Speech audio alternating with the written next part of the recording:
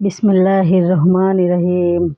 আচ্ছা, আপনাদের মনে কি কখনো প্রশ্ন জেগেছে যে মহান আল্লাহ আমাদের কতটা ভালোবাসেন আর কতটা আমাদের সম্মান দিয়েছেন? আজকে আপনাদের সাথে একটা ঘটনা শেয়ার করতে যাচ্ছি। একবার হযরত জিবরাইল আলাইহিস সালাম আল্লাহকে প্রশ্ন করলেন, হে আল্লাহ, তুমি কোন কাজে বেশি খুশি হও? উত্তরে মহান আল্লাহ বললেন, যখন কেউ আমাকে সিজদা করে। সুবহানাল্লাহ।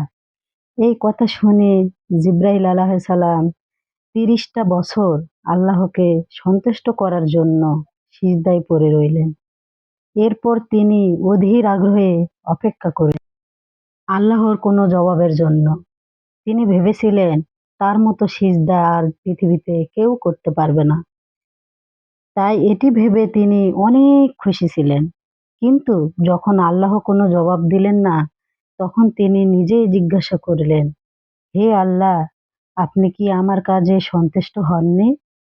তখন আল্লাহ উত্তরে বললেন, আমি একজনকেই সৃষ্টি করব, আমার সবচেয়ে প্রিয় বন্ধু।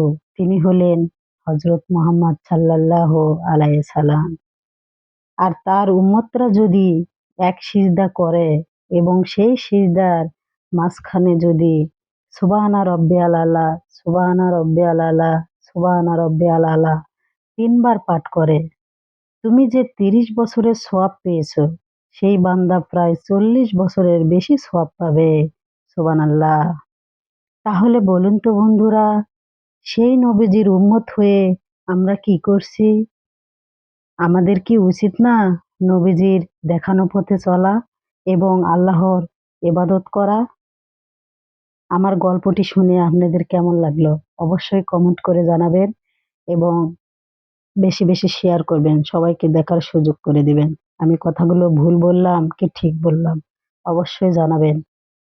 আর আপনারা ওই যে দেখতে পাচ্ছেন জায়গাটা, এটাই হলো সেই সবুজ গম্বুজ। এই গম্বুজের নিচেই আমাদের নবী শুয়ে আছে। সুবহানাল্লাহ। এই সেই নবীর রওজা শরীফ। এই সবুজ চিহ্নটা দেখতে পাচ্ছেন, সবুজ গম্বুজ। এই গম্বুজের নিচে আমাদের হযরত মুহাম্মদ সাল্লাল্লাহু আলাইহি সাল্লাম রয়েছে। সুবহানাল্লাহ। আর আমার ভিডিওটি যদি সবার ভালো লেগে থাকে, অবশ্যই চ্যানেলটি সাবস্ক্রাইব করবেন। বেশি বেশি করে শেয়ার করবেন। আসসালামু আলাইকুম। সবাই ভালো থাকবেন। আল্লাহ হাফেজ।